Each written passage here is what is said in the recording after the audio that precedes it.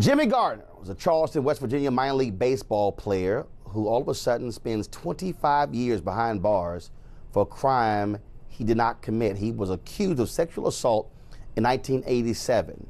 And 25 years later, his case was overturned after investigators found out the state's expert lied on the witness stand, but his fight for justice is far from over.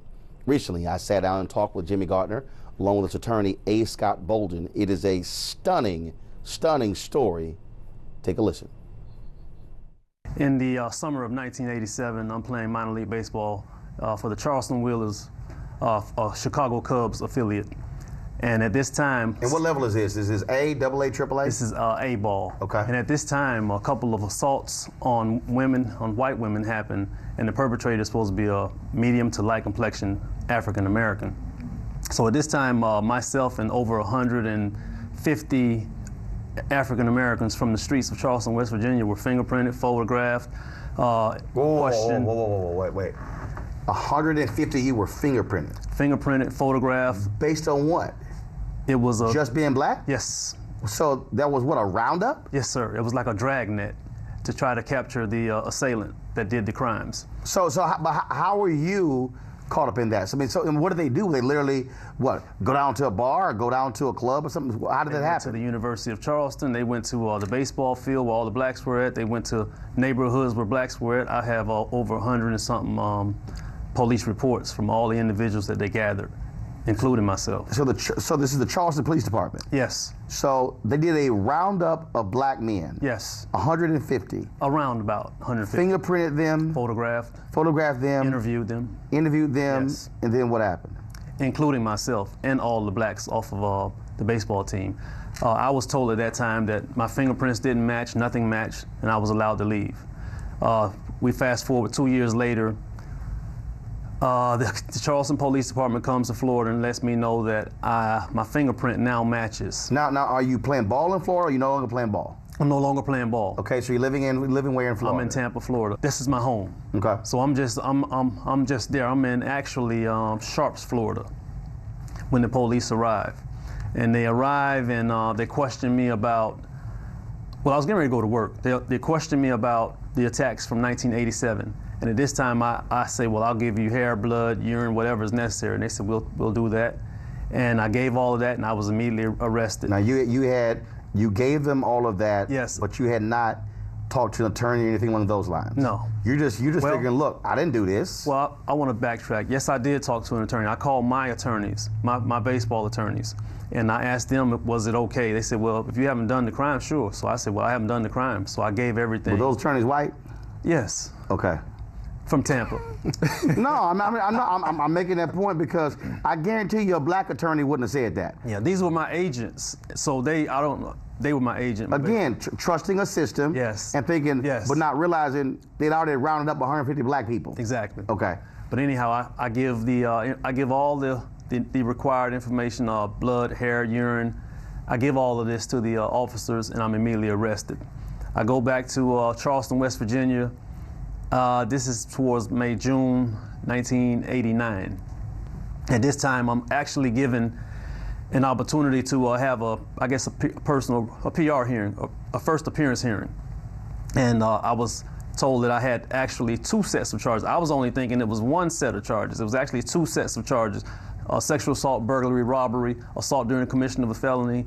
So it was a total of 8 charges.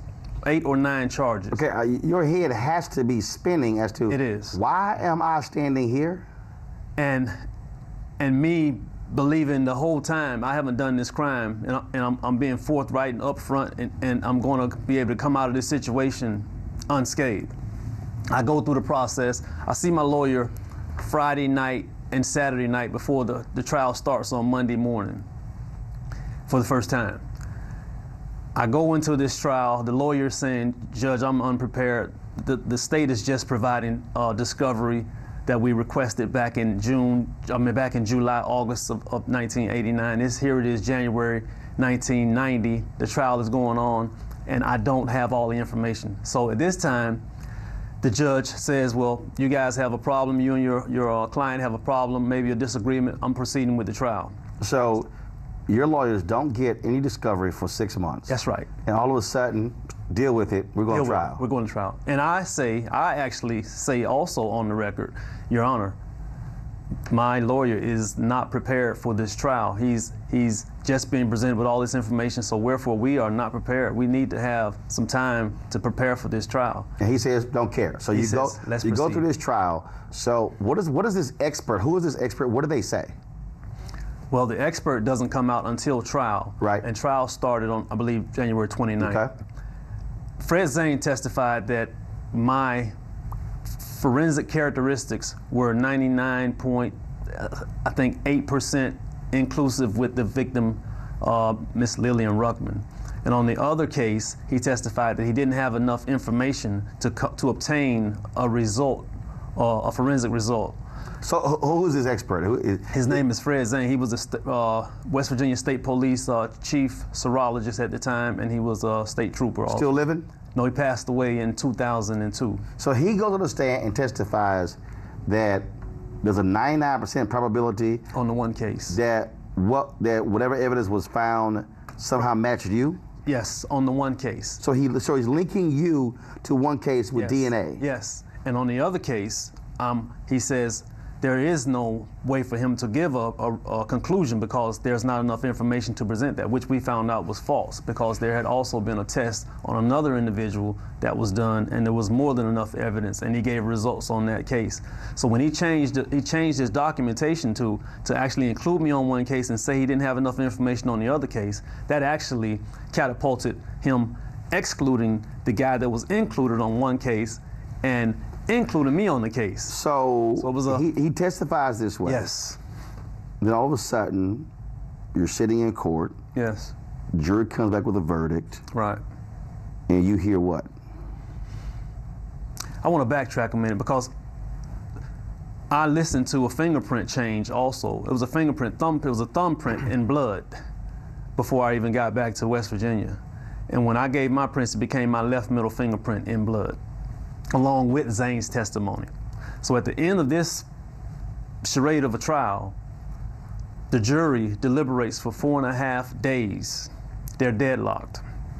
4.5 days, no decision.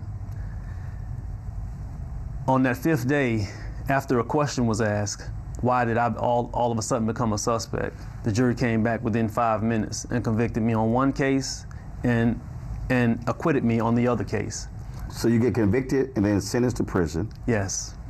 And you're sitting in prison going, how in the world did I get here? I was sentenced to 110 years. Basically enough time for both cases. Even though I was acquitted on one and found guilty on the other, I was sentenced to 110 years. And you have to be just, what in the world just happened? Yeah, I was shook. I was shook for a minute. And it was like a traumatizing effect. You know, and the first few years, you know, I'm from Tampa, Florida. I'm going into an environment, Charleston, West Virginia. We're going into Moundsville, West Virginia. This is an old penitentiary. How old are you at this time? I'm 24. So you're 24 years old. Yes. You get hit with 110 years in prison. Yes. For a crime you know you didn't commit. Yes, sir. Folks, tune in tomorrow to see what happened next in the life of Jimmie Gardner. I'm telling you, it is utterly stunning, and you will see just the incompetence. All that next right here, NewsOne Now, TV 1. A peaceful protest turned deadly. 37-year-old black man was shot and killed by Baton Rouge police. His hands are in the air, and you still get shot by the cops. Oh my God, please don't tell me he's dead. We're not gonna let hate define us. Race is a big part of this. If truly all lives matter, then all lives need to matter equally. What we require is action. What we require is accountability. We understand that black lives do matter, and we will keep focused on this issue. NewsOne Now, every weekday morning at 7 on TV 1.